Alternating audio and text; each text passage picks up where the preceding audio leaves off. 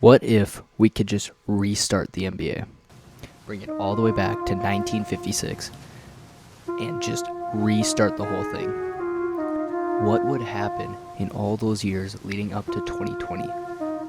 You can't do that in 2K, at least very well. So, I used a website, Basketball GM, which has a mode that can bring you all the way back to the beginning of the NBA and reset the whole thing. Before I can even get my results, I have to sim all 70 years of the NBA. Now, every season takes like 5 minutes at the most, but when you're doing 70 seasons, it takes a while. So I'm not going to bore you with the whole thing, but just know this took me a while.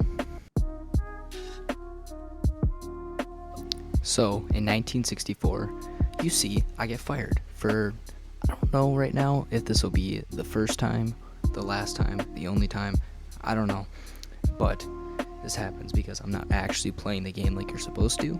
You're supposed to try and make a, super team every single year. And I'm going to be honest, I'm literally just clicking around in free agency and in the draft because, one, I don't want to make my team super stacked and kind of destroy the whole point of this. Two, I don't know half these people. Actually, I don't know 99% of these people. I know like Wilt Chamberlain, Bill Russell, and I think I saw Jerry Lucas, and those are like the only names I recognize. So don't worry about it, I'll just choose a new team. So we're going to fast forward to the 1969 NBA draft where Kareem Abdul-Jabbar gets drafted number 1 by the Phoenix Suns. So that's already a huge change in the NBA. We've already had a bunch of them, but this is one that, it's starting to get to an era where a lot of people recognize a lot of names, including myself, and Kareem's a really big name for him to go to Phoenix is huge. And so in 1974, we see 4 Hall of Famers retire. 42-year-old Bob Pettit, 40-year-old Bill Russell, 38-year-old Wilt Chamberlain, and 33-year-old Len Cheppel. Now, 3 of them obviously are like some of the best players in NBA history, for sure Hall of Famers. However, Len, by my very intense research of going on Basketball Reference, is nowhere near a Hall of Fame player. I'm going to be honest, is nowhere near a Hall of Fame player. So I don't know what his career is looking like on this, but I mean, it doesn't look like a Hall of Fame career to me.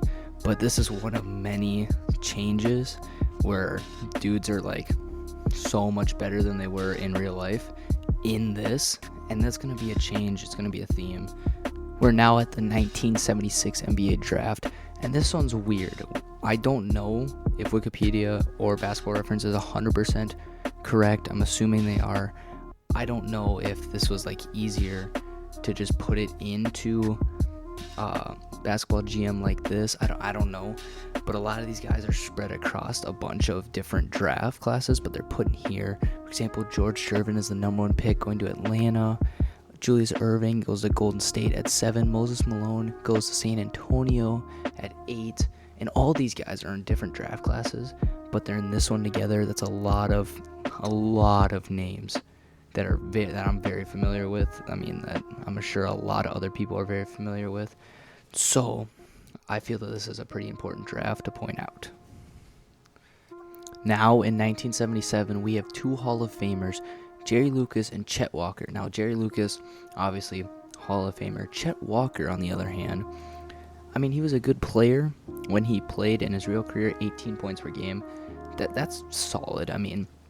But in this world, he has the 4th most win shares out of all the Hall of Famers, which is going to be the stat I use to compare Hall of Famers just because it's an easy stat. They all have win shares. And, I mean, I'm not too sure if scoring changes in like quote-unquote eras in this game for sure, but like if I were to look at it like that, I don't know if points per game would be the most reliable thing, so I'm just going to use win shares and PER probably as my way of telling like who's the greatest Hall of Famers of all time or something like that. I don't know yet. So we're here in 1979, and we had our second time having 4 Hall of Famers retire at once, Oscar Robertson being the most notable. and he is now the new leader in win shares of all time. So now in the 1979 draft, this draft adds Larry Bird alongside Magic Johnson, and they both go in the top 5. So here's a look at the basketball GM draft compared to the actual draft. So we found ourselves with another example of a guy who wasn't really that good in real life, but was a Hall of Famer, and a really good Hall of Famer at that, in basketball GM. In the 1981 season, Terry Dissinger retired at 41 with the second most win shares behind only Oscar Robertson. Now we're here in 1984 at the draft. This draft is considered one of the best drafts ever, and as you can see, the draft lottery at the top is completely different. Jordan goes to Utah, Hakeem goes to New York, Charles Barkley goes to Seattle, just to name a few. After the 1991 season, Sidney Wicks retired. Now, you probably don't know who this is, and the only pictures I can find of him are on basketball cards, but in this resimulation, he ties Oscar Robertson for the most win shares in a career. A couple years later, in the 1992 draft, Shaq joins the league. Now, really the only thing that's changed is 2 or 3 players in the top, but all the teams have changed. After the 1993 season, Bill Walton retires alongside Magic Johnson. Now Magic retires at 34, very, very young, but still makes the Hall of Fame. And Bill Walton retires at 41 with the 5th most win shares of all time. Now we go to the 1995 draft, which features Kevin Garnett going number 1 to Seattle, Jerry Stackhouse going number 4 to New Jersey, and Damon Stoudemire going number 5 to Denver, to name a few of these players. So at the 1997 season, we have 3 Hall of Famers, but Karl Malone retires and is not one of them. We also see guys like Dennis Rodman, Isaiah Thomas, Patrick Ewing, Sam Bowie, and Ralph Simpson also not make the Hall of Fame, but retire this year. And the same year that we see so many legends leave the NBA, a few more join the NBA, as Tracy McGrady, Chauncey Billups, and Tim Duncan are all drafted in the top 6 of the 1997 draft. We've reached 1998, where David Thompson finally calls it a career after destroying Oscar Robertson's win share record. He retired at 44 and played legitimate minutes and games up until he was 42, but survived 3 more years in the league. He has solidified himself in the GOAT conversation in this resimulation. We have reached the turn of the century, which means we're on the home stretch. Players like Jalen Rose and Grant Hill dominate the NBA. Michael Jordan did not survive very long in the 2000s, as he retired in 2001. He played most of his career with Utah before finishing out with San Antonio. Jordan beat out David Thompson's record for the most win shares in a career, solidifying himself in the GOAT conversation in this resimulation, just like in real life. Ladies and gentlemen, this is where it gets interesting. Carmelo Anthony goes number 1 to San Antonio, meaning they go from Michael Jordan to Melo, only taking 1 year off from a great forward. That means LeBron falls to number 2, going to Portland. Chris Bosh goes number 3 to Dallas. Dwayne Wade is going to Milwaukee. After the 2003 draft, I decided it wasn't really worth going in depth to every single draft class that I thought had 1 or 2 players, so instead I'm going to go through a list of all of them right here, right now, from 2005 all the way to 2018. So in 2005, CP3 goes number 1 to Memphis. In 2007, KD goes number 1 to Utah. Mike Conley goes number 4 to Memphis. Can't even escape them in a resimulation. In 2008, Kevin Love goes number 3 to the Clippers. Russell Westbrook goes number 7 to Seattle. He can't escape them either. And D Rose falls all the way down to 11 to Dallas. 2009, Steph goes number 2 to New Orleans. DeMar DeRozan goes number 6 to Memphis. 2010, PG-13 goes number 1 to Brooklyn. John Wall goes number 3 to Detroit. And DeMarcus Cousins goes number 6 to San Antonio. In 2011, Kyrie goes number 1 to Milwaukee. Kawhi goes number 2 to Phoenix. Kemba goes number 3 to Memphis. Clay goes number 4 to Golden State. Surprise, surprise, that still happens. 2012, AD goes number 1 to Memphis. Bradley Beal goes number 3 to Milwaukee. And Dame goes number 7 to Sacramento. 2013, Giannis goes number 1 to Orlando. 2015, D-Book goes number 1 to Philly. Cat goes number 3 to Milwaukee. D-Lo goes number 4 to Portland. 2016, Ben Simmons goes number 1 to Minnesota. Brandon Ingram, number 2 to Philly. 2017, Jason Tatum goes number 1 to Golden State. And in 2018, Luka goes number 1 to Boston. So, we have simulated all the way back to 2020 and completed this season. Now, we need to find out who are the best players and the best teams in this resimulation. First, I would like to give a quick little shout out to the weirdest MVPs I've seen in this whole thing. Nerlens Noel, Maurice Newton, Zaza Pachulia, CJ Miles, and Tim Thomas. Yeah, Tim Thomas. Alright, now let's actually get into it.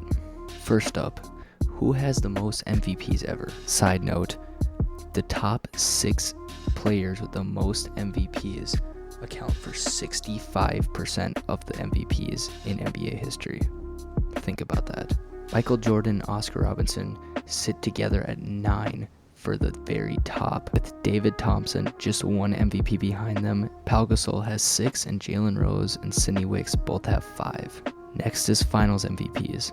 Terry and Powell sit at 4 at the very top, with Jordan and Thompson right behind them with 3. Next is the All-NBA teams. Bob Pettit leads with 16. David Thompson is next with 15, tied with LeBron, who is still active and has played his whole career with Portland. Next, Michael Jordan, Hakeem Olajuwon, and Joe Johnson are all tied for 14. Joe Johnson is also still active, and he's played his whole career with Boston. Next, All-Stars. Bob Cousy leads with 19. David Thompson has 18. Bob Pettit has 17. Hakeem has 16. Jordan, Wicks, and LeBron all have 15. Are you starting to see a trend? Because I'm starting to see a trend. Next, we're going to look at scoring leaders, and Jordan straight dominated this. He has 12 scoring titles when Oscar Robertson and Sidney Wicks have 5. He had 7 more than the next person. Rebounding is kind of the same trend. Hakeem had 11, Wilt Chamberlain had 7, and Sidney Wicks had 7, so it's a little closer, but still, one was very far ahead. Assist leaders are the same trend. Bob Cousy had 14, Jalen Rose had half that number with 7, Phil Ford had 5, Oscar Robertson had 5, Tony Parker had 5, and Tony Parker is still active.